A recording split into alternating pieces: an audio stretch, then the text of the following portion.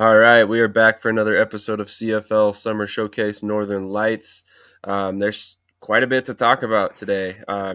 We've kind of seen some interesting um, storylines come out of the past week or so we'll definitely be getting into a couple different subjects here, including Adam Bighill's back, quarterback injuries across the league, and then also Luke Wilson's recent comments. And I don't know about you, but I think that might be a good place to start.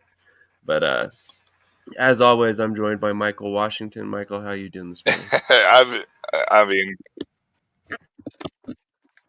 oh, I'm good. Excited for another episode of Northern Lights, and here, CFL action was crazy this week. A lot of good games, so I'm excited to dive into it. And yeah, I think you're right about Wilson's comments. It's probably a good starting point. All right. Well, in that case, I'll go ahead and pull up the first tweet that started the conversation, at least for you and I, and then we can go from there. I'm going to make this full screen so you can kind of read it as much as you can. I told you I'd be honest and tell the truth about the CFL. If the goal is to grow the game and attract a younger demographic, the on-field product of the Sask-Toronto game is just not going to cut it. That game was hot garbage. Let me be clear in saying that I don't think it's a talent thing. This isn't a shot at the players, but that game is really bad. Let's start with the obvious. There were 29 penalties for 307 yards. It was absurd. Not a shot at the refs either. That in itself is enough to ruin any kind of football game. It was a tough watch. Now let's go to the end of the game. It's junk ball. Yes, I said it. Junk football. First off, Sask misses a chip shot 33-yard field goal, which would have basically sealed the win. Instead, they are awarded a point for missing it. Ball wasn't returnable and didn't land in the field of play. Then they kick off and give up a 9-play touchdown drive where there's one penalty, one incompletion, and every other play is a tackle inbounds. No timeouts are used, and it took a minute 39. There are no big plays either. It's mainly checkdowns. Nothing could be more gimmicky than that. You've basically eliminated any sort of 2-minute drive. There's not the slightest bit of urgency needed. The Argos kick off and don't even feel the full team. Yes, that's correct. After tying the game with 23 seconds left, the Argos are a man short on the kickoff. There is a block in the back penalty that is missed, and the play should have been called back. For a 3-down throwing league, quote unquote, there were 4 total completions of a 20-plus yard throw. There were 12, I repeat, 12 quarterback sneaks. The Argos, man, I'm just going to stop right there. I'm not going to take the time to read the rest of it. You guys pretty much get the gist of it. He was dumping on the CFL pretty hard after the Saskatchewan and Toronto game. And, there's some truth to what he said. There's also some really broad projections toward other games in the league based on what he said in this post. But Michael, you had some pretty strong thoughts about this one, so I'll let you kick us off on our reactions here. Well, when I shared it by saying for everything that you get right about in that post, you get just as much wrong, if not more. And listen, I know that Luke was airing his frustrations when it came to the Saskatchewan and what was it, Winnipeg, I think, or a Toronto game? Winnipeg, right? And I understand that because from a standpoint of watching the game and watching the penalties that were happening, um, it was garbage. We talked about it on the show last Sunday. We talked about how many penalties there were in that game and how awful uh, Saskatchewan and Toronto were as far as from a disciplinarian part of it, right? Like the game was definitely was a nightmare visually, aesthetically from that standpoint, right? Because you couldn't get into a game, there was no flow. However, then he proceeds to take that one game and make an umbrella statement about the CFL as a whole. And this is where I had a problem with it. He goes on to say it's junk football. Now, I know he's talking strictly about the game, but then he proceeds to take a shot at the Rouge point that has been there forever when it comes to the CFL. Then he takes a shot about the clock down here towards the middle of it and the 2-minute drive and the lack of the 2-minute drive when he talks about its checkdowns and etc. etc. He goes on to talk about 4 completions of 20 plus yards. He then goes on to talk about how the CFL can't afford to have quote unquote bad games because there's only 9 teams in the league. Um, he then just applies and projects all of the negativity that comes from the Toronto Saskatchewan game. That, let's face it, for as high scoring as that game was, it was garbage. It was a difficult game to watch from a fan standpoint. However, you then get the exciting kickoff at the end, which is always going to juice everybody. It's going to juice fans in the stadiums. It's going to juice fans that are fans of Saskatchewan. It's going to juice fans. It's going to piss off fans that are fans of Toronto, especially when you find out there was a penalty missed on the play, and you find out that there was one man down. But to then take those comments and apply them to the rest of the league is bullshit, in my opinion. And primarily, it's bullshit because he takes a shot at checkdowns. How did Tom Brady make his entire career, Yeah, especially in the 2 minute drill? 100% checkdowns. He was the king of it, as we well know for sure. Checkdowns 4 or 5 yards out, get out of bounds, and guess what? He didn't use any timeouts. Yes, there was tackles in bounds in the CFL, but their timing rules are their timing rules. You're not watching the NFL. It's just the way that goes. Luke almost wanted to take the CFL and put it under the NFL microscope, and that is 1,000% absurd and wrong. And you're always going to pick apart a league when you do that. It's not the NFL. The CFL is different. It's a different variation of American football. So you can't do that. And the fact that he did that is extremely disappointing from a standpoint of a guy who is a former NFL player who works for TSN, mind you. Granted, he's an NFL, you know, collaborator or analyst for them, but still, you're up there. You're up working for a Canadian company, and here you are now basically torching the league. And this tweet went pretty viral. I mean, let's be honest, it went kind of nuts. So there was a lot of comments underneath, there was a lot of shares, and my other biggest problem is the fact that he is going to sit there and say that the CFL can't afford bad games because they only have 4 games on each weekend. That's like saying, okay, we can ignore the NFLs because they may have 1 or 2 good games because they happen to have 32 teams. If you go into any league, it doesn't matter what the size of the league is. If you go into any league expecting 100% great games in an entire season, that's asinine and absurd, and you're going to disappoint yourself. And then you're going to end up being the bitter analyst, such as Luke Wilson was after this game, particularly. So, yeah, I mean, like I said, for everything he got right, he got a ton wrong when it comes to the CFL. And this isn't even me gatekeeping the CFL. It's 100% just from what I've watched since 2019 as a CFL fan. No, I don't think you're wrong on that at all. I mean, for instance, the 2 minute drill comments, there was a lot that, like I said, I agree with. I mean, obviously, any game where you have 29 accepted penalties, and I want to make sure that I emphasize the fact that those are just the penalties that were accepted. There were some that were declined that are not counted in that. And then there were some that offset that are not counted in that as well. So 30 something penalties was outrageous. It was hard to watch, for that particular game. However, that is not typically the norm. It's one of those situations where it was just a really sloppy game. And as Michael said, as Luke even said later on in his post, the NFL has games that are just as bad. I had never thought about it and looked at it like he mentioned, the fact that the CFL having games like this are a little bit more magnified because there's less games going on each week. And I think there is some truth to that, to be honest. Um, but at the same time, I don't think that any one of these leagues can really just dismiss bad games like this.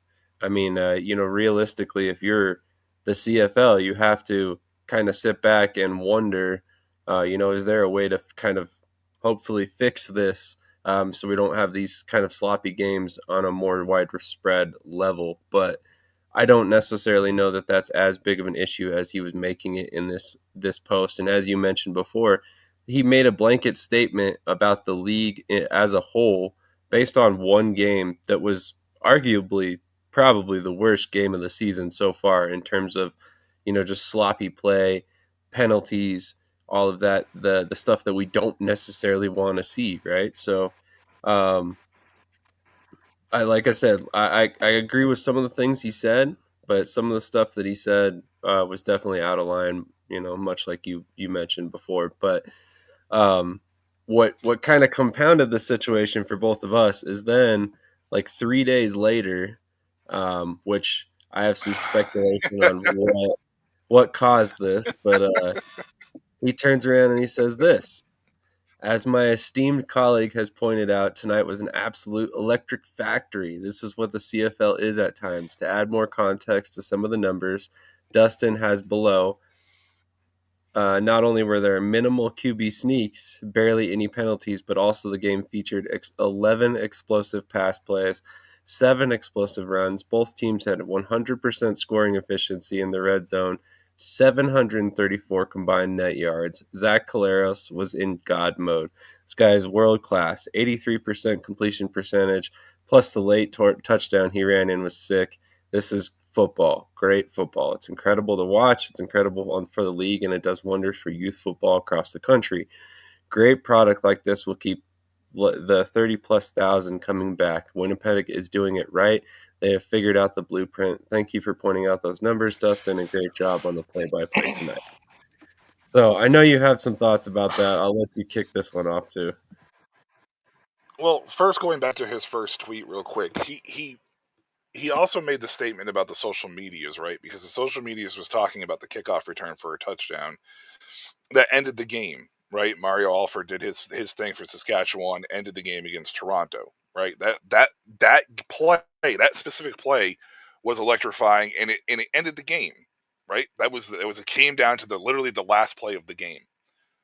If you're a football fan, now, mind you, assuming that you got through all 30 plus penalties and 400 yards, whatever it was, or 300 yards of accepted penalties, what do you think you're going to remember the most of?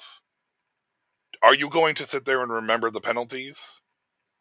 Especially if you're a casual fan, are you going to sit there and remember the penalties, or are you going to sit there and remember that kickoff return that ended the game? So, as far as the social media is concerned, they're doing the right thing.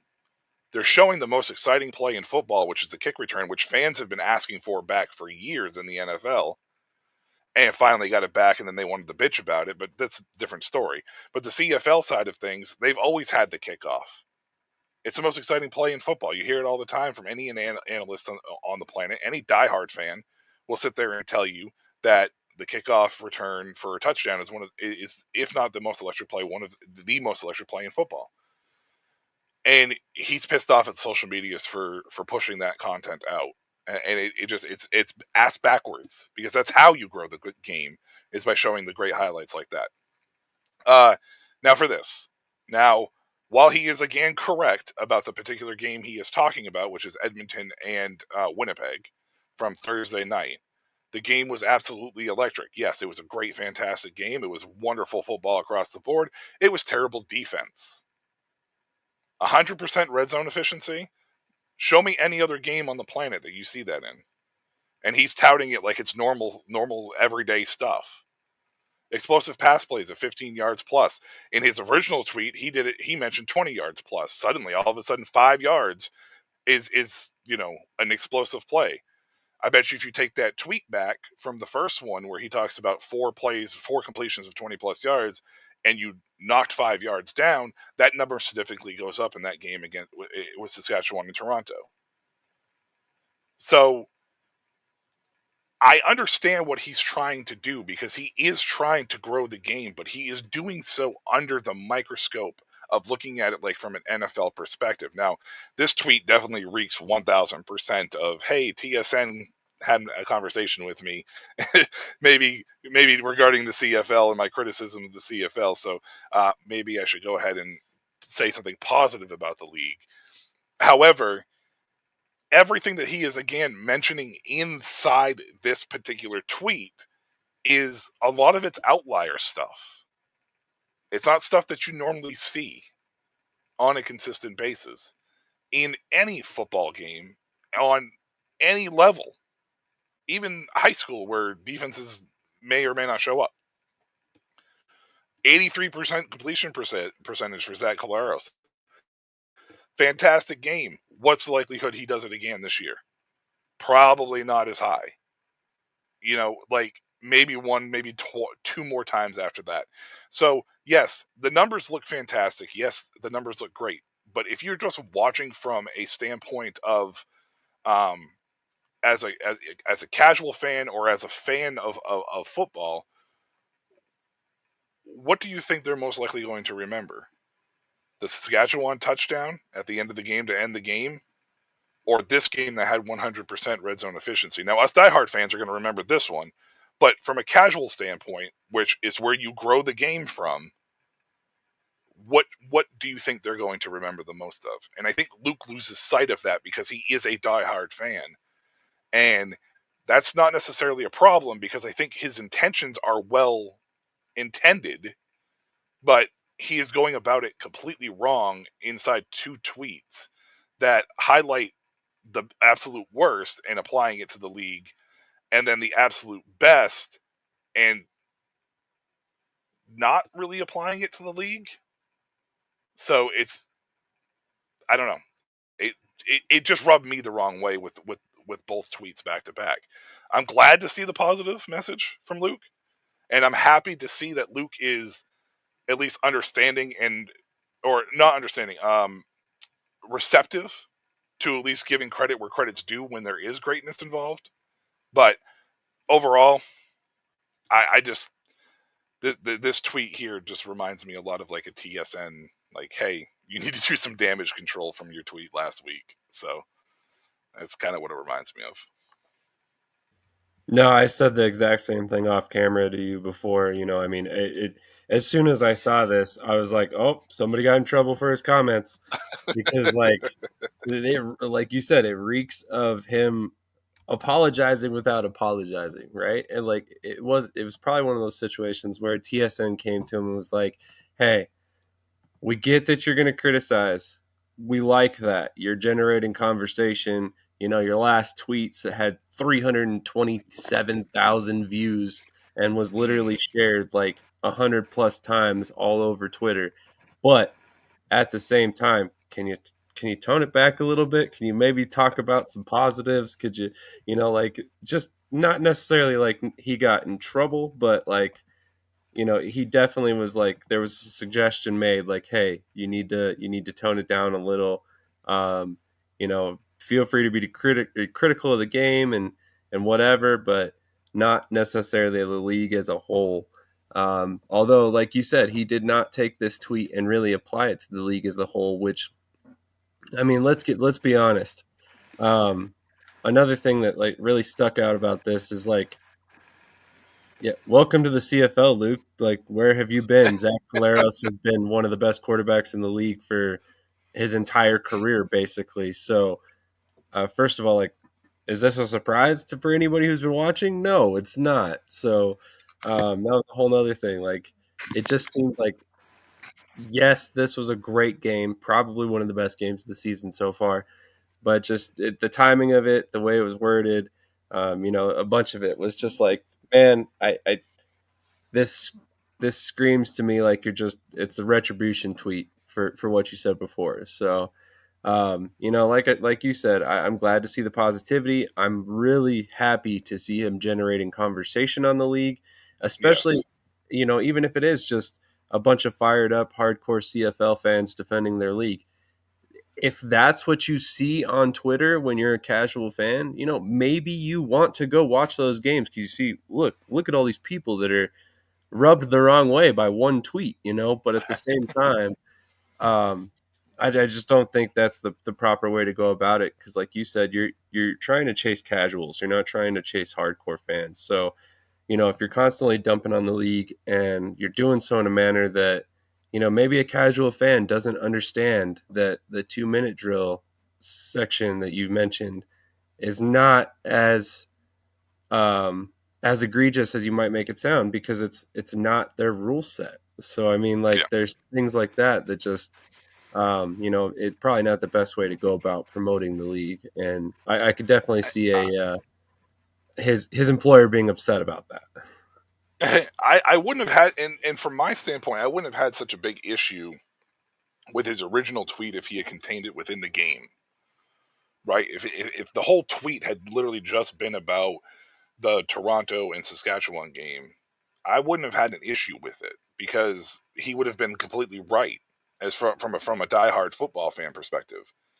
But as one of my other colleagues from previous conversations has mentioned to me, you know, we all start as casuals somewhere and we become diehards over time. So you have to appeal to the casual fans. And I understand that Luke is saying that that's not the game you want to show to a casual fan, which I completely agree with. But to then apply it to the entire league was where I had my issue with it and my line drawn. And to make it seem like the CFL can't afford a league that's been around for what, 100 plus years? I mean, it's been around forever now. And Yes, right, and to turn around and say the CFL can't afford, you know, to have a bad game on a weekend because it's magnified, is really absurd to me. Like I understand that they're growing the game and trying to make money and stuff, but like that's absurd for a league that's been around for that long to say. that's fair. That's fair. I mean, obviously, this is kind of a unique scenario. There's no other league on the planet that's been around as long as they have that are still looking to grow, per se. So yeah, Right. definitely hard to really compare that to any other situation. But yeah, I get your point there. Did you see this tweet? I thought this one was kind of funny. You know, he puts out the blasphemous, I'm going to blow up the league tweet. Um, then the next, couple days, he puts out the tweet about the good football, and then we're right back to bad football. But notice how short and sweet and not defamatory toward the league this one is. So, like, if you needed any more indication that he probably had a conversation with somebody about what he said, I think this is it right here. So it just I'm this. assuming this was after the Hamilton game, Yeah, I believe it was last night. Hamilton Montreal, or last night's game. June 27th. So you're So right, last, so Friday. that was the Friday game. So that was the Hamilton game. Yeah, you're right. Yeah, that So game was a little rough. Montreal was out of sorts in that game. So exactly, which I understand he's gonna have his opinions. That's what he's paid for, right? I get it, but at the same time, there's just some of the stuff he said and some of the ways he went about it. I think could be cleaned up. And he's new to media, right? Some of this is gonna happen, so I will give him that part. Um, and for lack of anything better to say, he's generating conversation. So I mean, yeah, as far as that goes, the CFL has been talked about more on Twitter in the 2 or 3 weeks that Luke Wilson's been covering the league than it, in my opinion, it was for many years before that, right? So he's doing something right. I don't even think he's covering the league though. That's the thing is I don't even think he's covering the league. I think he's their NFL analyst up there. I think he's just watching it because he works for TSN. You know what I mean? Like, and don't get me wrong, it's nothing against Luke. Like, it's nothing personal against Luke. I fully understand what he's trying to do. It's just like you can't do certain things and apply it as an umbrella statement to things like that. You know what I mean? Like that's where our biggest problem comes in because you're in one breath you're discounting everything that's great about the league because of one bad experience. And it's like if you truly honestly watch any other league and if you truly watch all the games, like you don't have that uh same umbrella statements, especially when it applies to the NFL like he did. Like they have 32 teams, you can hide it. Well, no, if your expectation's 100% great games all the time, then that should apply to the NFL regardless of having 32 teams, right? So it's the same thing across the board. Your expectations need to stay the same, especially as an analyst, and you need to understand that that happens. But in his positive tweet, he didn't apply it to the league. Right, so it's the same.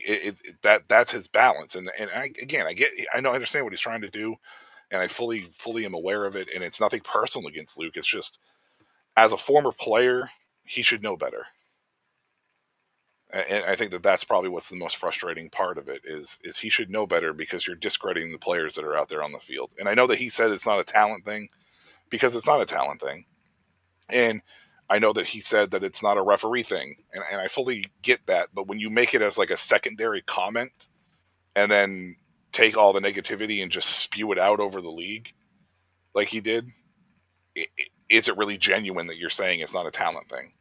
You know? So, and are you implying it's the coaching? That's kind of the common denominator there. If it's not the refs and it's not the players, there's really only one other factor there that is the case. And I would like to point out that Toronto has a pretty accomplished head coach. I'm just saying, he's probably he might be the best coach in the league, quite honestly. So, I mean, if you're questioning the coaching based off one game, first of all, and second of all, if you're questioning the coaching of Toronto, then you must have a very, very ill view on the rest of the guys in the league, because honestly, he's probably as good as it gets. So, yeah, just don't want to spend too much time on it, other than Yeah, what we I'm done now. I'm done now. I said what I got. Like I said, at least he's generating conversation. But this was one of those things that we both had took a little bit of a offense to, I guess you could say. Um, to move on to a more somber note, and something that honestly I don't think any of us really want to talk about at any given point throughout a league season. But Chandler Jones, former player and coach for the Montreal Alouettes, has passed away at just 33 years old. Gone way too young. Realistically, 35 years old. 35 years old. But it's a very disappointing situation.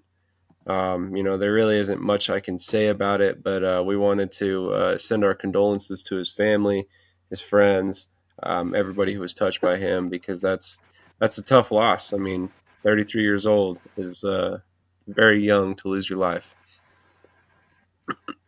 But we're gonna do a quick moment of Yeah, I mean, silence. any loss is tough in the football community. Agreed. We'll do a quick moment of silence. We'll hit a commercial break, and then we'll come back with some other, hopefully more positive topics. But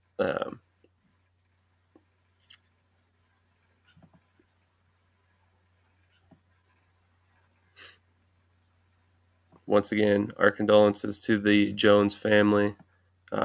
Again, commercial break. We'll be right back.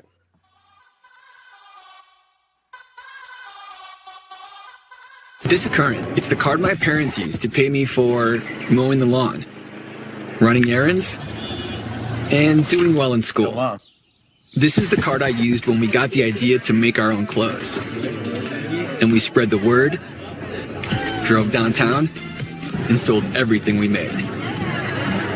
This is the card I use to do the things that really matter. This is Current. Visit current.com and download the app for free today.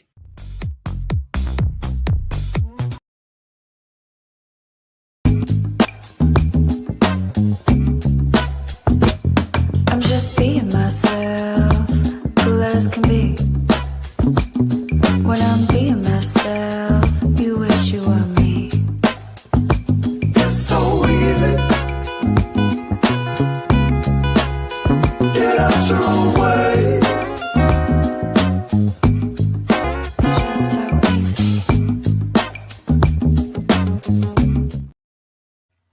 All right, we are back, and we are not the only ones back. Adam Bighill is back in the CFL. He recently signed with the Calgary Stampeders.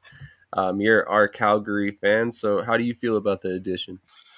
I think it's a great addition. I mean, you're talking about a championship caliber linebacker, and one of the things about Adam Bighill that I think what he brings to Calgary here is Calgary's kind of struggled a little bit in the last couple of years without Micah Awe being there, or this year particularly. I think he wasn't there last year too. So sometimes it's hard with the year-to-year contracts to remember how long ago it was. But I don't think Alway's been there for the last 2 years, and the linebacker position's been kind of hit or miss in a certain spot, in a certain area. They've had a couple young guys that they've plugged in there.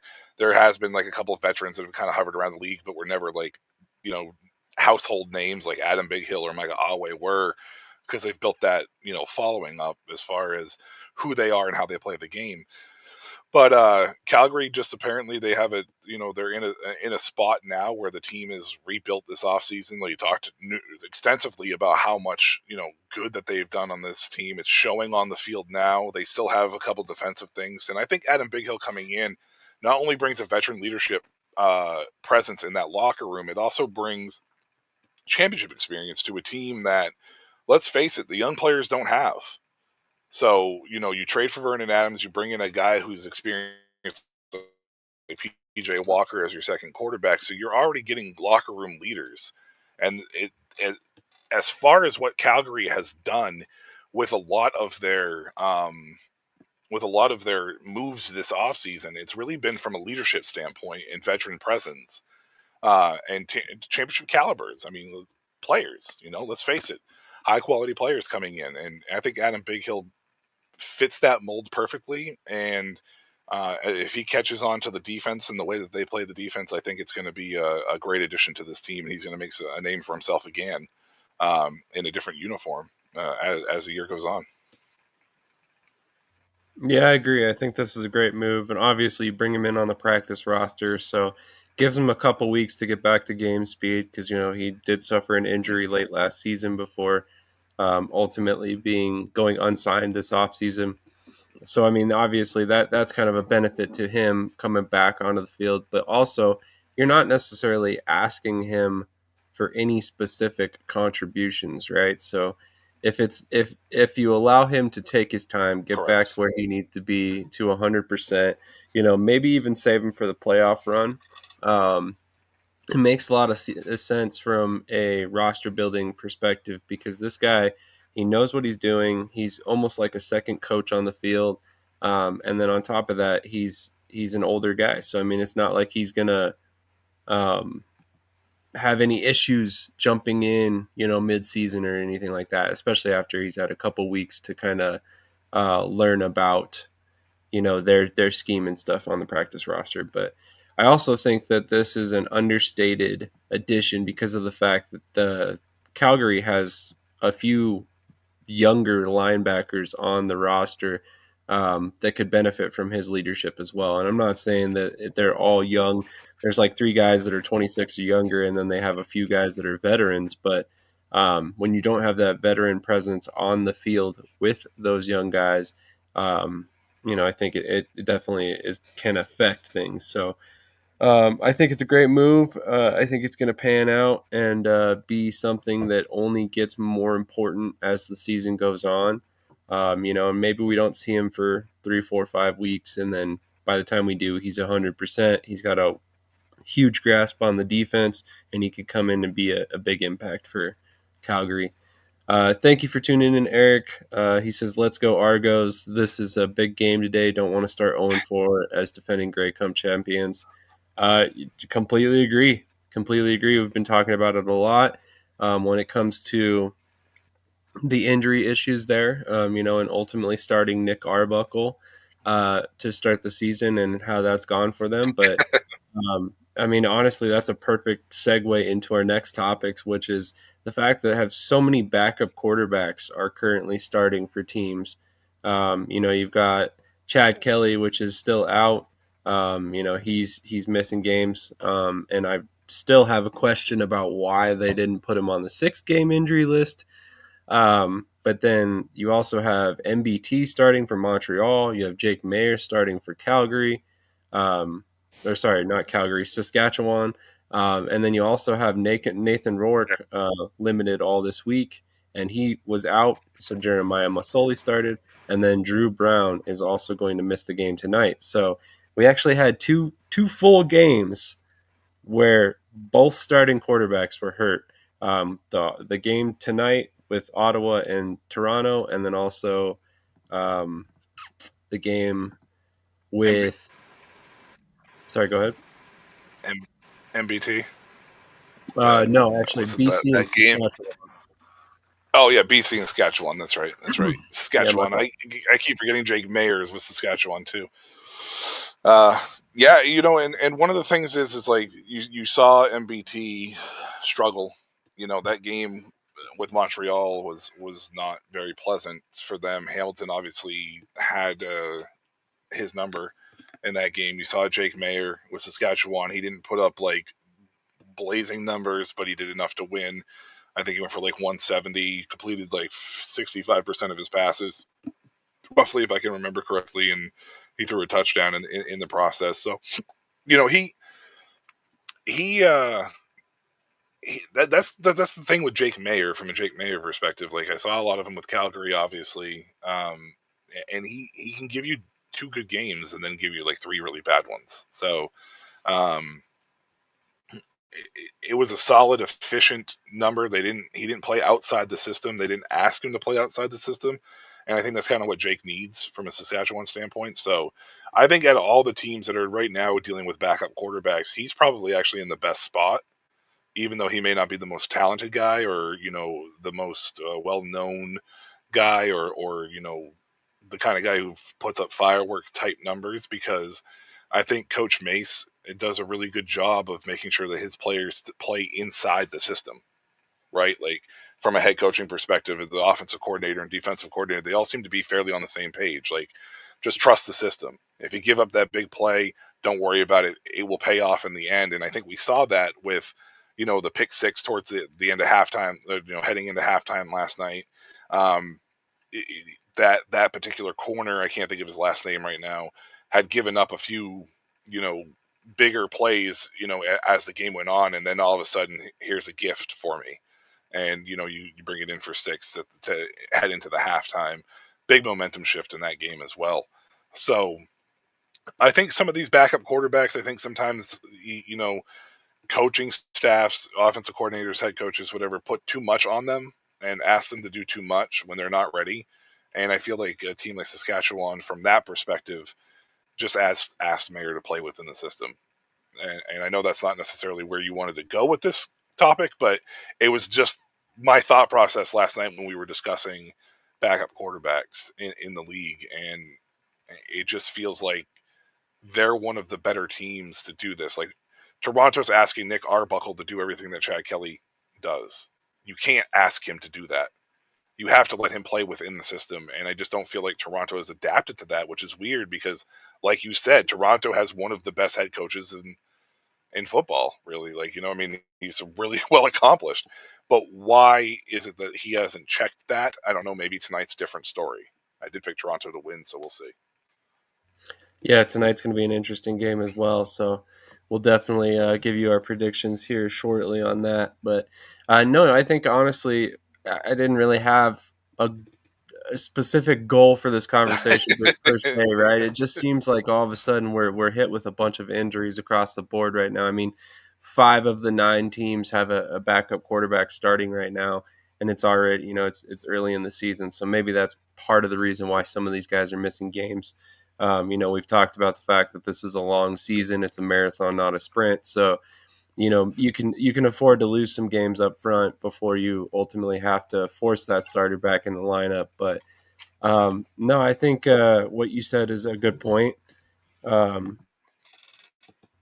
excuse me, sorry about that. You're good. Saskatchewan is particularly set up for success with a backup quarterback. I mean, you have a really strong run game. It doesn't matter who's playing. I mean, literally, you go 3 deep at running back. You have some really solid playmakers at wide receiver that are really good after the catch. A couple deep threats as well that you can kind of just throw it up there for them, and they'll make plays for you. And then on top of that, you have a very, very quality defense. So, in this past game, they had 4 turnovers. You get 4 extra possessions on offense, and you can protect the ball as a quarterback, you're probably going to find a win. And then to take that one step further, Brett Lawler, 5 of 5 on field goals, plus made all of his extra points. So, I mean, he had half the points for the team by himself. So, to your credit, I think you pointed out, you hit the nail on the head. Toronto's asking Nick Arbuckle more often than not to do too much. And I think that has a lot to do with their trust, right? Arbuckle was brought back to Toronto because of Dinwiddie's previous experience with him, right? And that's why you see him there. So I think it's a different situation, right? Jake Mayer, newer guy to Saskatchewan, somebody that they probably want to protect in their offense because he's not necessarily the guy that they had planned to start. He's not Trevor Harris. He hasn't been in their scheme for a couple of years now. And then on top of that, Toronto is the exact opposite. They've got a guy who's been in the offense, who just won Grey Cup MVP this past season. You probably have some trust in that guy. So I think you honestly you steered this conversation in probably the most productive manner, because I was just going to babble about injuries again. So I will say that, to kind of add another caveat there, I was a little surprised that Ottawa chose to start Dustin Crum this week instead of Matthew Schultz again. So do you have any thoughts on that? I'm not surprised. Have you seen Matthew Schultz play? Like, no offense, like, honestly, all jokes aside, no offense to Matthew by any means. Like, I know that he's, a capable quarterback in this league. It's just he's not the talent caliber that we see from some other people, and Dustin Crum adds an extra element with his feet. Schultz doesn't really provide that on that level. Like, he's not as efficient as Crum is when he moves. Dustin may not be as, Schultz may even be a little bit better of a passer than Crum per se. If not, it's not a big enough of a difference for me to be like, oh, I'm glad they're starting Matthew over Crum, or like Matthew should start over Crum per se, because I don't think it's a big enough of a difference. So I'm not really surprised. I think Crum gives them a little bit more of a dynamic that Schultz doesn't. So honestly, Schultz is probably right where he needs to be at this moment in time, and that's playing back up to Crum. So yeah, I thought it was interesting only because I thought that the weather had played a little bit more into their decision making last week. But at the end of the day, you were winless before Crum came in. He handed you your first win, so why not roll with him, right? What's the worst that happens? You lose another game. So, I mean, yeah, at this point, I think Crum's probably the guy to go forward. I will say that the weather did not play any factor into this decision making today. It's 77 and sunny today, only a 10% chance of precipitation. So we might see a run heavy offense again, but it's not out of necessity per se. But one more thought process that I really wanted to ask you about is the other side of that Saskatchewan game we just talked about a moment ago. BC continues to start Jeremiah Masoli in place of Nathan Rourke, who Masoli's 37 years old, I think it is. He's on the back nine of his career, yeah. But they also have Chase Bryce there as their third quarterback, and there has been some critics out there saying that they're making a mistake by not starting Bryce and relying on Masoli, even though at one point Bryce was listed as the quarterback 2 and Masoli was listed as the 3.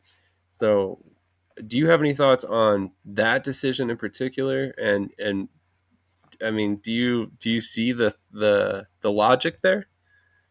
Well, so what's Masoli now? Two games now? This was the second one, right? As a starter? Yes. Right. And both games were losses, right? I So believe so. so you're looking at this BC Lions team that has a guy that's as talented as Masoli is, who has the name recognition, who people know about, who's been an MOP candidate, numerous times, or has been in the talks for it. Think about it from a standpoint like Matthew Schills, right? You guys gave him 2 games, right? And then Dustin Crum came in, I believe, right? So, I think it's just the coaching staff just to see, like the first game, yeah, you didn't play well. We'll give you the second game. You played poorly. We were going to lose that game anyways. By the time that we realized, by the time that a switch would have made, it wouldn't have made a big difference. If they start him next week and Nathan works out, then you have to start questioning the logic there. But I think that these teams up north, the one thing about the CFL in comparison to the NFL is the instant gratification isn't as dire need. They have a tendency to let guys sit and develop them over time. Like we talked about it with the quarterback development thing numerous times.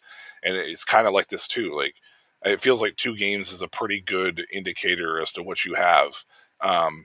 If Nathan Rourke doesn't play next week, Chase Bryce should be the starter. You should absolutely put Bryce in. Bryce should be the guy that you turn to moving forward if Rourke gets hurt again, just because you have already seen what you have with Masoli, and it's obviously not the same Masoli that you were hoping to get. So because of that, it feels like it's probably a better idea to just be like, okay, Chase Bryce is going to be the guy moving forward as the number 2. I understand not wanting necessarily to start Bryce just yet because of the inexperience and not having a ton of starts under his belt in recent memory. But, you got to see what you have with Masoli, even though he's 37, just because. And I think that's the reason why Montreal started MBT. It's another name that we all recognize and know. We know that it didn't end well for him last year, and he kind of hasn't really been the same MBT as we've seen in the past. But they started him because they brought him in for his experience, and it really did not work out at all for Montreal. So I'd be surprised if they went back to MBT at all moving forward, to be honest with you. That might be a 1-game leash, but I can understand them saying, here, we'll give you a second game. We'll see what happens. No, that's definitely a good point. And I as far as Masoli goes, I think it's fair that you want him to be the quarterback too. Obviously, you don't bring in a veteran backup for no reason. You bring him in to start games when your starter goes down. But at the same time, I think at this point you have to understand that Masoli is what he is at this point in his career. Like I said, we're talking about a 37-year-old quarterback who has not thrown more touchdowns than interceptions since 2021, by the way. So, I mean, obviously, he's missed a lot of games throughout there. He's only been active for, 21 games since 2021. But at the same time, as of right now, he's got 9 touchdowns to 15, 16 interceptions over his past 4 seasons. So, I mean, at that point, if you're not getting a mobile guy, what are you really gaining by Masoli starting these games is my question, because it's not like he's developing. You're not winning the games. And realistically, right now, he's playing poorly. Two touchdowns to 6 interceptions in 2 games that's not going to win you a game. So, No. I think we're nearing a point where Chase Bryce does get an opportunity. We obviously saw him enter the game this week, and he went 3 for 4 and looked pretty decent overall. And I think that's a situation where BC needs to just go to him. Worst case scenario, what happens? You go back to Masoli. It's not like Masoli's going to have his confidence shattered because he was sent to the bench. He's a 14-year vet, so he knows how the game goes. If you're not playing, you're going to be pulled. So I think with BC it makes more sense. With Montreal, I'm glad you brought that up because obviously MBT did not play very well this week, but I think they actually have more reason to continue starting MBT than BC does. Bryce has been with BC for I think 3 seasons now. He's kind of developed in that program. Obviously not the same offense because they had a coaching change this offseason, but he knows the CFL game a little bit better than the depth pieces behind MBT in Montreal. You have Caleb Evans. Caleb is a lot like Jeremiah in the fact that he's going to throw some interceptions. He's more mobile, so there is that. But you also have James Morgan, who has not started a single CFL game as of yet. Looked great in the preseason, but really he only has 2 professional starts under his belt entirely. So I could kind of understand a situation where you don't necessarily go to that guy or go to Caleb Evans yet.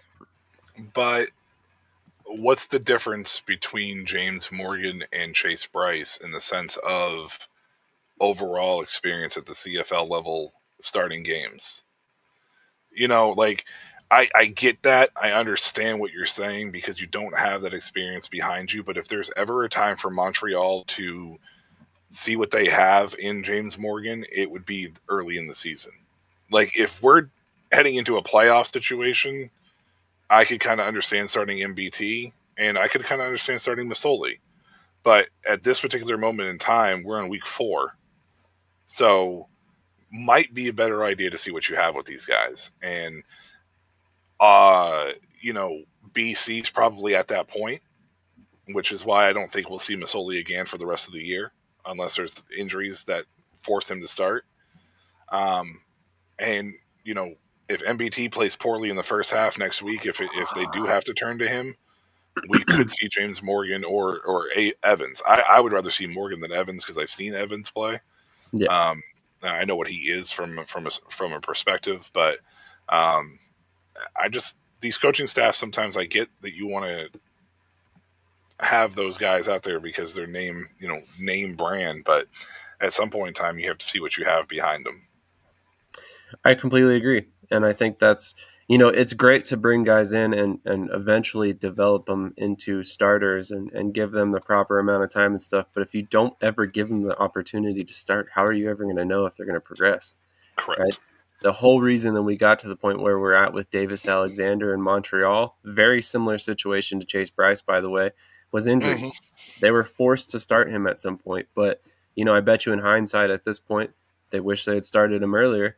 Now he's their guy. So, maybe that's the situation that we see play out in BC eventually. And honestly, that'd be best case scenario for them because you have to question how long you can continue to roll with Rourke if he's not playing all that well either. So, but that's a conversation for another day. That could be a whole topic by itself.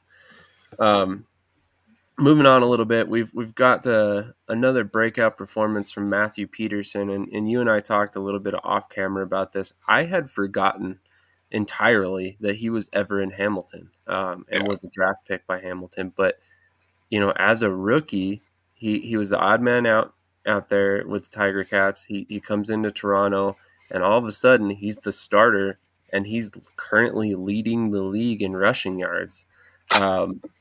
Talk to me about that decision by Hamilton. I mean, currently they've got some decent backs, but nobody that's necessarily lighting the world on fire. Well, it's hard because while he's leading the league in rushing, he's also on an 0-4 team, right? Like he's clearly the only production that they have going on currently right now that's really worth a damn.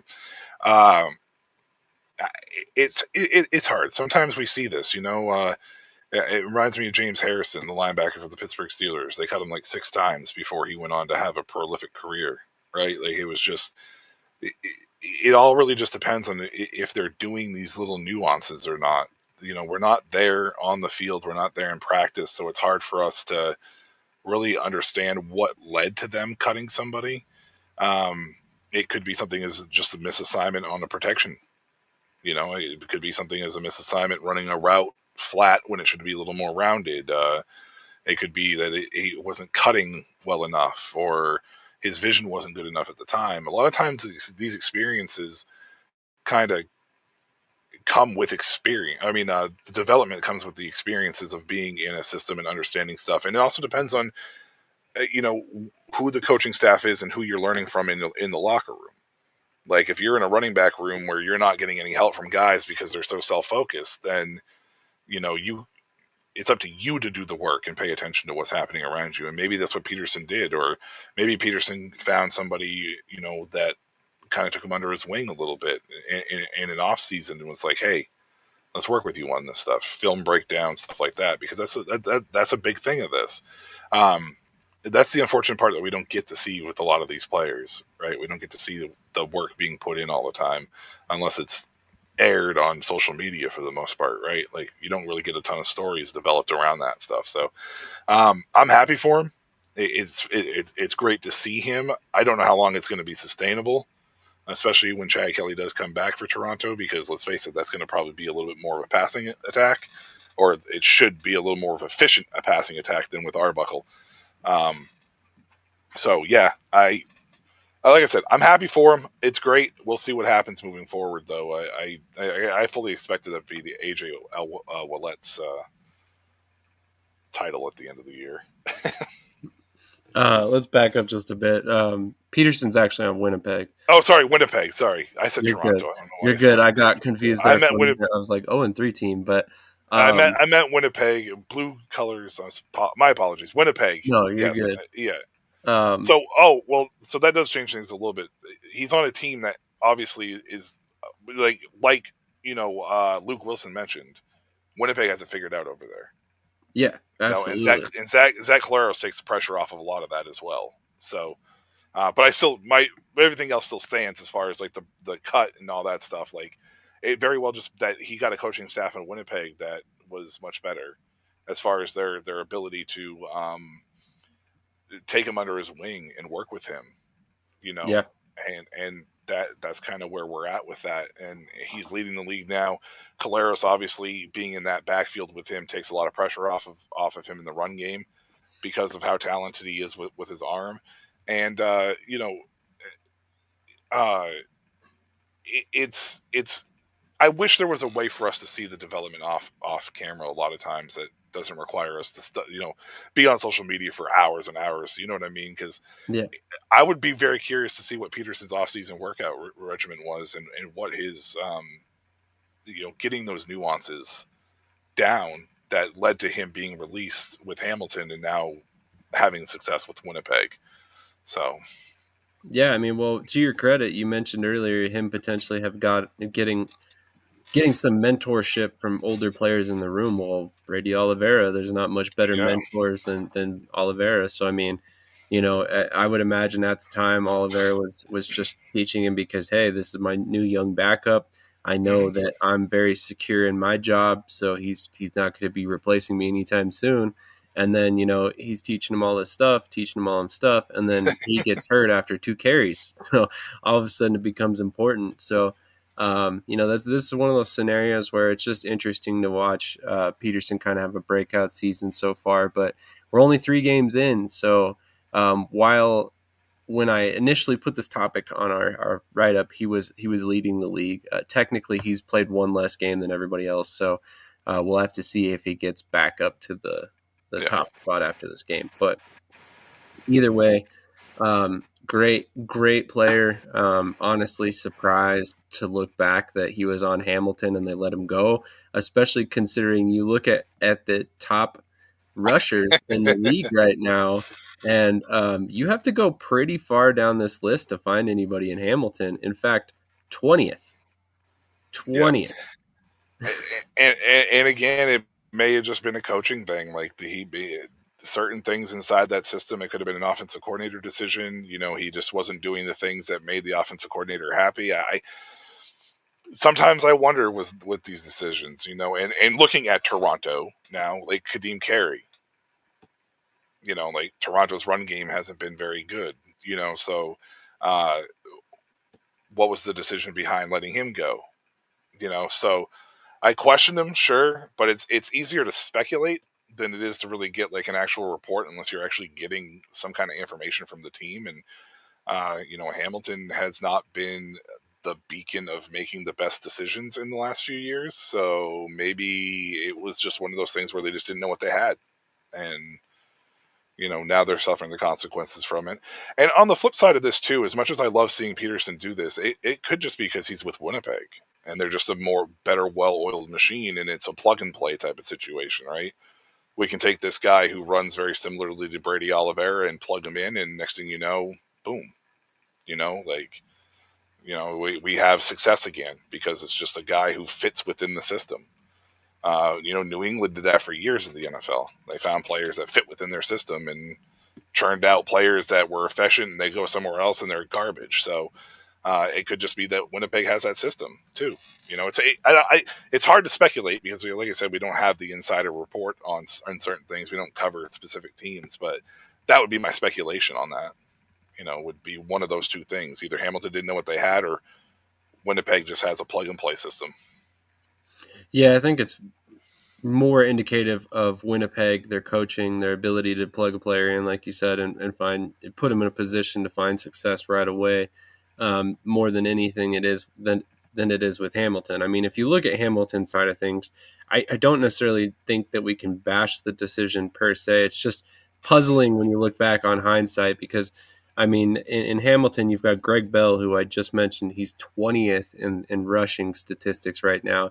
But then you've also got 31-year-old Johnny Augustine here. You got Anti Milanovic Litre there as well. So you have a good mixture of backs. You got Bell, who's kind of that middle of the pack, not too big, not too small type guy who can be the bell cow. You got Milanovic Litre, who can really come in short yardage situations, a little bit bigger back, has solid contact balance. And then you got Johnny Augustine, who's a smaller guy, a little bit more that kind of scat back type, can do a bunch of different things, but isn't necessarily a bell cow. And then they also have Treshawn Ward out of Boston College on the practice squad. So, I mean, they have some pretty solid players there, and that's probably what led to Peterson being released. But it is interesting to kind of look back and be like, oh wow, he's already doing this well, and he was let go by Hamilton early on in the season. But this stuff happens. Sometimes you look like a genius because you unearth their gems. Other times you look like you don't know what you're doing because you released a guy that goes on to have a lot of success somewhere else. Oh, that's like I said, it goes back to the James Harrison thing. He just got lucky that he kept re-signing with Pittsburgh's practice squad, and Pittsburgh kept bringing him back, and eventually he finally had, a sensational year. So sometimes one man's garbage is another man's treasure, right? And that's how the saying goes. So that's pretty spot on. Given that we already kind of covered all the injury issues with the quarterback situation, there isn't really much else to talk about. We already talked about Brady Oliveira being transferred to the one-game injury list and him missing another game. Jamal Woods is now on the 6-game injured list, and I think that's going to be a big blow. But other than that, there really isn't much coming from this past week that I saw. But, Woods is going to be a big blow to Winnipeg, so I think that could potentially turn out to be something that we need to keep an eye on. One thing I've done a really bad job of so far this year is asking you how you're doing in the year-long football pick'em. So for anybody who's not aware, there's a website called yearlongfootball.com. They do like a competitive pick'em series for most every league that's out there. I think they've even got like the X League for Japan. They've got LFA, which is the Mexican Football League. They have European League of Football, right? They do. I'm number one in that one too. See, they have all the indoor leagues bundled together, UFL, NFL, all of it. So yeah, you won the LFA. You're number one in the ELF. And you're doing pretty well in the CFL as well, right? I am 3-0 and number one in the CFL too right now. I have a potential to go 4-0 based upon the numbers that I looked at from what I've seen as far as results were concerned. My opponent has Ottawa tonight in the under, and I have Toronto in the under. I think it's going to be a low-scoring game across the board, but I have Toronto edging it out tonight. We'll see what happens with that, obviously, but the system with the CFL is you pick the game, you wager the max amount of points, and then you pick the over under for like a bonus point or whatever within that range. And I'm 3-0 right now, number one team there. The ELF, I'm 4-1-1, but I have the most amount of points scored because that's based on a point-based system. I was in the conference championship game in the indoor football league, missed it by 2 points to get to the final for the indoor and arena pick'em. So yeah, I'm doing all right over there right now after a rough start with the Australian football rules league, the Australian one that they do. You were also doing the Australian pick'em? Yeah. I started off really rough. I ended the season on like a seven game win streak, but I just missed the playoffs by like a game. So, alrighty. Yeah. Was not aware you were even doing the Australian one. That's crazy. Didn't even know they had one, to be honest. But, yeah, so honestly, just more evidence that, when we do eventually give you guys our picks, it might be worth listening to, because we've had some pretty solid success so far this season. Specifically, Michael, as you can tell, is pretty good at these pick'em leagues. I believe as of right now, and maybe somebody can correct me from home if I'm wrong, but we are currently collectively 27-3 on the season, so far. Granted, we have one more game left this weekend tonight at 7 p.m. Eastern, Ottawa and Toronto. 5 losses. What's that? 5 losses. 5 losses. We're 2-1 combined this week right now. I know you probably haven't added it in. My fault. I know you probably haven't added it in, but collectively we both lost Montreal. No, that you are right. 25-5. That is 100% my fault. I forgot about that fact that we lost the Montreal game. And we're split on tonight, I believe. I picked Ottawa. You picked Toronto. We both picked Ottawa. I picked Toronto on the pick'em, but we both picked Ottawa tonight. Okay. When we did the show, I picked Ottawa under the assumption that I don't remember why I picked Ottawa now. Defense, I think. And then in the pick'em, I picked Toronto only because I knew that I didn't want to go chalk across the board against the guy I was playing. So. Okay. That makes sense. Yeah. Though I will say that I believe in our little prediction, we both agreed that this game could go either way tonight and that Toronto could get their first win. I think that we both were pretty adamant about neither one of us were confident in our Ottawa pick tonight. Yeah, no, I mean, and actually I think one of us, I don't remember which one, said that this is going to come down to depending on home field advantage. That was you. Yes, I mean, Ottawa is at home, so there is that. Yeah. But as far as that goes, I mean, obviously we don't have to give you another prediction for tonight. And DraftKings actually has tonight's game as a 1.5 point spread and has Ottawa as the favorite. So apparently they feel exactly as we do currently. It's not confidence at all. When you see those spreads down around 1.5, like, it's not a confident on the betting front. Yeah, exactly. Exactly. Doesn't get much more of a pick 'em there. But the over under is 51.5 points, which I think I might bet the under on that one. I took the under. That would be a good one. I think the under on that one. I think it's going to be the only game that hits the under. I picked the under in the Saskatchewan game, and I missed it by like 2 points. So, was it part of a parlay leg too? No, I would have lost that with the Hamilton Montreal game. So I actually didn't bet on the CFL this weekend. Interesting. I was actually given some advice. I probably should have bet this week, and because both of the things that I was told definitely hit. It is what it is, I guess.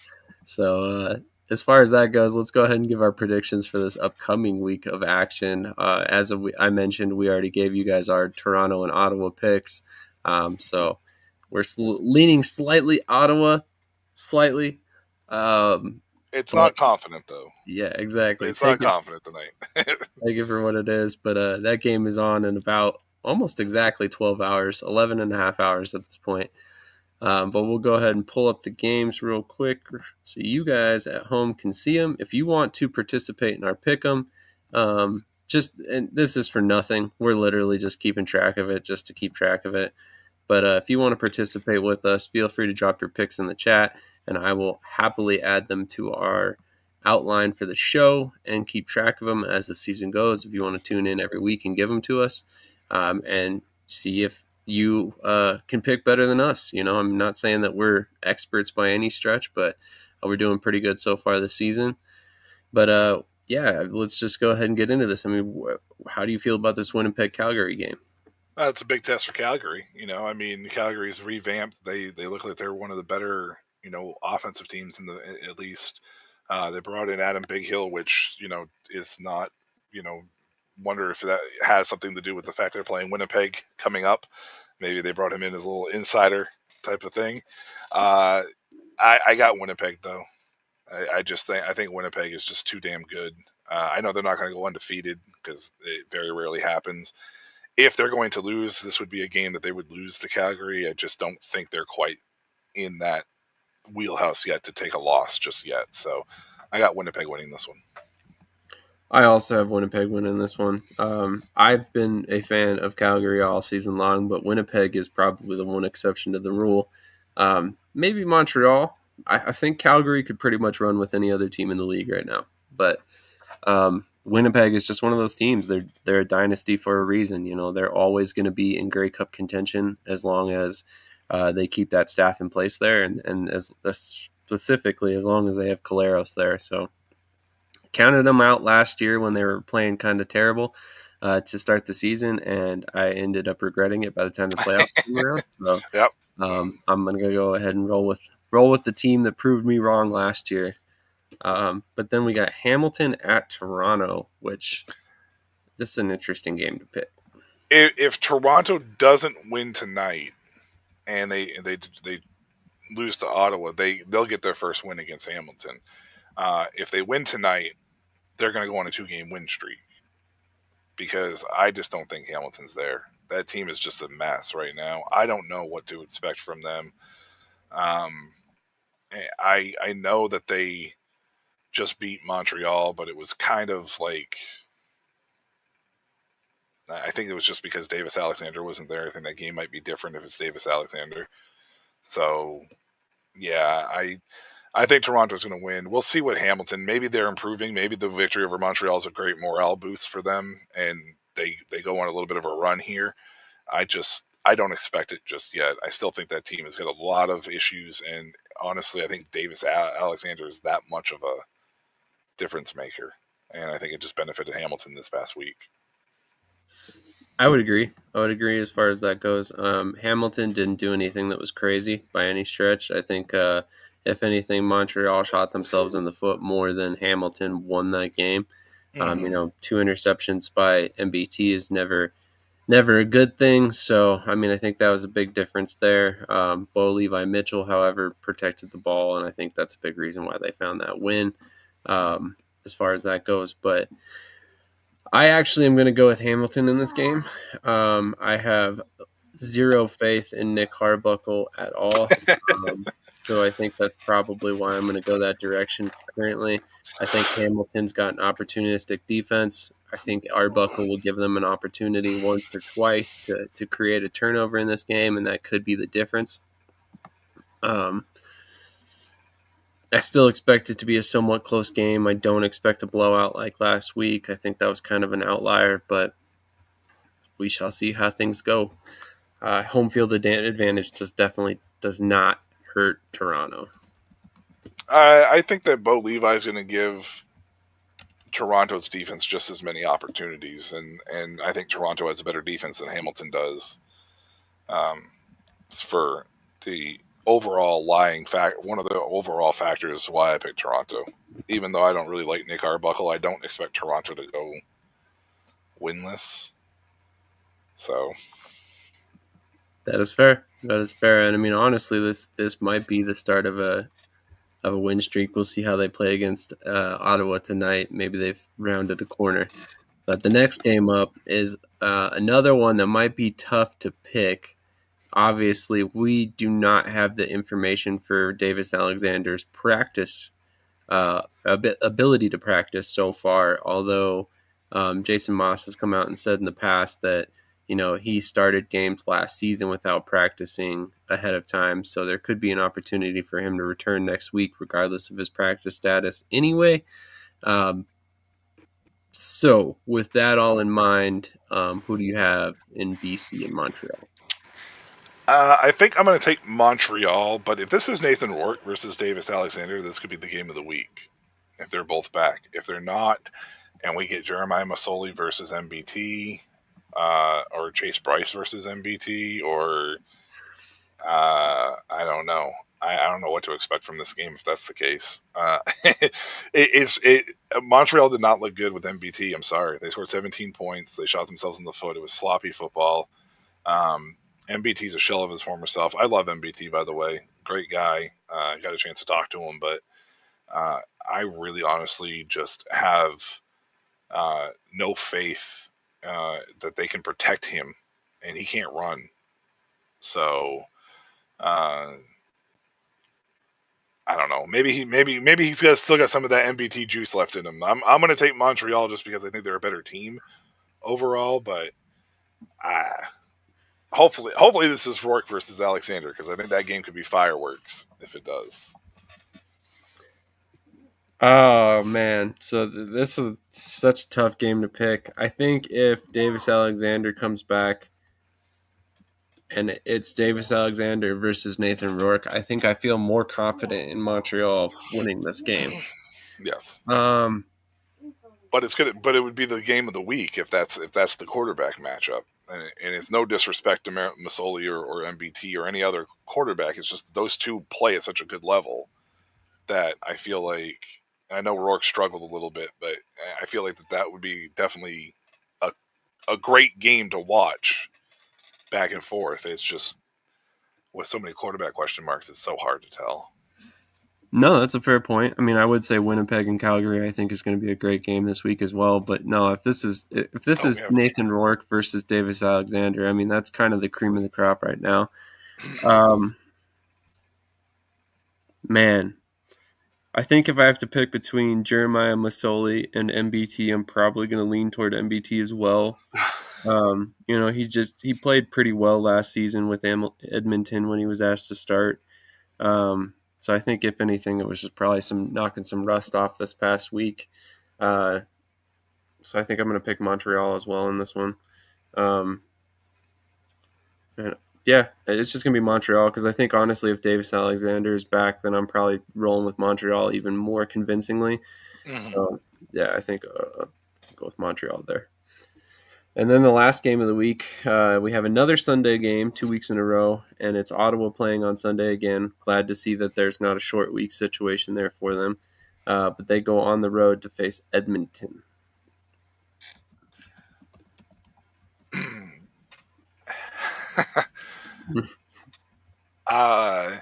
This is tough for me, primarily because I picked Ottawa tonight, and I think that there's a good chance that they could. There is a chance they could lose,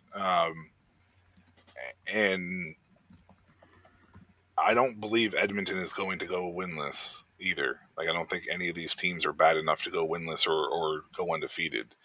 If there's ever a time that Ottawa is going to lose, it's going to be this week. I feel like, unless Drew Brown comes back and is able to, I don't know, get right back into midseason form. I'm going to take Edmonton in this game.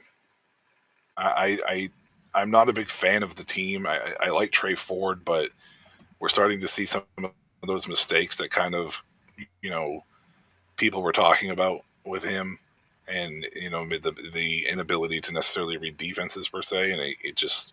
But this offense seems to be clicking. So I'm going to take Edmonton in this one. And that may not change even if Drew Brown comes back. I just think it's going to be a close one, and I just think that I think they'll edge out Ottawa. Fair enough. Not confident about that pick though either. So. No, I think that's fair. I mean, honestly, I think this is one of those games that could go either way. If Drew Brown is back, my confidence level in Ottawa winning this one goes up dramatically, obviously. But at the same time, if it's Dustin Crum versus Trey Ford, I think we're going to see a few interceptions throughout the game, and then it's just going to be a matter of who can create more turnovers on defense. And honestly, if I have to put my faith in a defense right now, it's probably going to be Edmonton's. Ottawa is extremely banged up, more so than I think I've seen for any team this early in the season in a long time. So I definitely think I'm going to go Edmonton here as well. Well, actually, no, I'm going to go Ottawa. I have a feeling. I know that's kind of a last second switch up there, but um, I think they might have found a little bit of a rhythm with Dustin Crum. So we'll see how things go tonight. If he finds victory tonight, then maybe that kind of even gives me a little bit more conviction in my pick here. But I like a lot of the pieces that Ottawa has on offense. I mean, realistically, if Dustin Crum can just sit back there and get the ball to playmakers, he could find a victory in both these games. So Yeah, and Dustin Crum gives them the best chance. Like, let's be honest. I mean, it's definitely not Matthew Shills by any means. I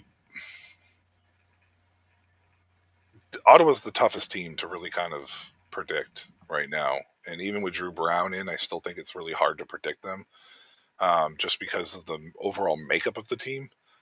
It's one of those teams that's like they're a tough out, but at the same time, you can't put a lot of faith in when you pick them unless there's a team playing really, really poorly at the time. And I feel like Edmonton's playing better. We saw it Thursday night. They just got outpaced by Zach Collaros. And Ottawa's kind of scrambling right now. We'll have to see how tonight is. Maybe if things go a lot smoother with Crum, we'll see. I know they got their first win last week, but weather played a big factor into all that as well. Like, I hate to put an asterisk on it because of the weather, but I mean, they played a great game plan and it worked against Calgary. But tonight's going to be a telling night about this Ottawa team, I think. I completely agree, and no, you're right, 100%.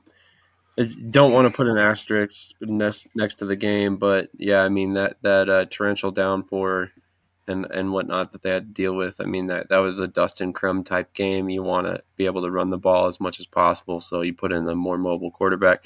I am surprised to see Matthew Shiltz not starting this game, but I think at this point, if he's the quarterback 3, I have to ask, like, why are you even keeping him on the roster at that point? He was not brought in to be that guy. Dustin Crum's already a short yardage option. I mean, I don't know who you would even go out and get in place of Schultz. I don't know if you just promote Tyree Adams and go get a practice squad guy or how you approach that. But I hear Jake Dunaway is available in case we want to bring him back. He did not pan out with the Nashville Cats this season, in case anybody was wondering from the CFL. So, as far as that goes, I mean, I think Ottawa has a potential of going on a run here a little bit. It just depends on how they play tonight.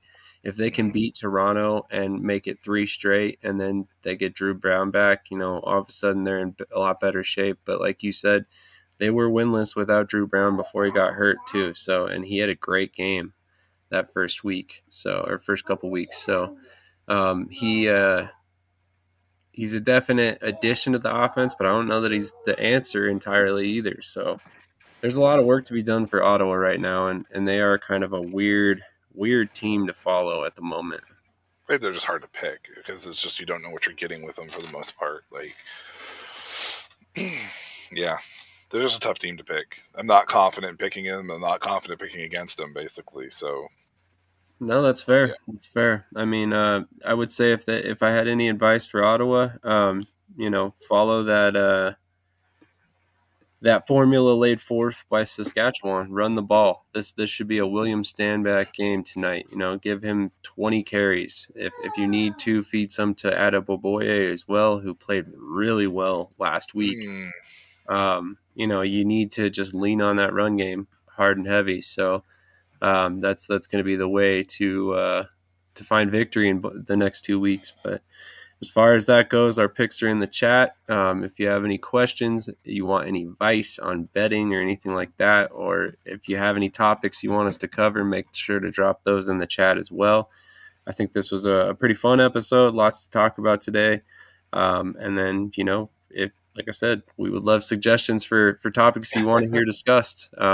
Sometimes there's some slow weeks in the CFL and you don't really have anything to talk about per se, and we end up just breaking down games, which is fine as well. But any little topics help, so definitely suggestions are great. Any final thoughts before before we get out of here for the day? Shout out to Daniel Villapando. Made his MMA debut last night. Didn't go. The result wasn't as planned, but the fact that he got in there, whatever, he's a friend of the network. He's a friend of mine as well. So stay positive, my man, and go get him in the next one for sure. Absolutely. Shout out to Daniel. Your co-host for the LFA show, Spring Showcase, kind of another one of the showcase series that we have here. Made his debut last night. Tough match for him, not gonna lie. But I know Daniel. I think I know how he's gonna respond to this one, and something tells me the next time he fights, he's gonna be a lot better prepared, and somebody's gonna get punched in the mouth. Because that's definitely how he rolls. So I'm looking forward to seeing the next fight. And honestly, I can't give the guy enough kudos. For his first fight to be a co-headlining event, I can't imagine the nerves that he had to have going into that. But he did a great job standing up to an opponent that was very well prepared. Very looked well like prepared. he had fought multiple times before. So as far as that goes, I think Daniel should take absolutely no shame in what happened last night, and I think he's going to be on the rebound here real quick. If I give you my honest opinion, but that was really cool to see. It was really cool to see. The great production value from that league as well. It's called Ultimate Warrior Fighting, so go check them out. Go give them a follow. Tell them you heard about them from Shady Sports Network and that Daniel Villapando sent you. And, hopefully that gets him more prominent fights and continues to get him matches in the future. But really appreciate everybody who tuned in today. Hit a pretty good number, 41 viewers live. We're kind of growing this show as we go this season. Moved to a new time. We were previously doing nights and on Wednesday night. And I think, honestly, the Sunday morning's working out a lot better, in my opinion. I think so, too. So apparently the viewers think so, too. So if you enjoy this Sunday morning show, definitely hit the like button. Make sure to let us know in the comments as well. All that stuff helps us continue growing the show, growing this channel, and continuing to cover all these great leagues. Definitely shout out to all of you guys who make it possible. So on that note, we will catch you guys next Sunday at 8 a.m. Eastern with all the latest news from this past week.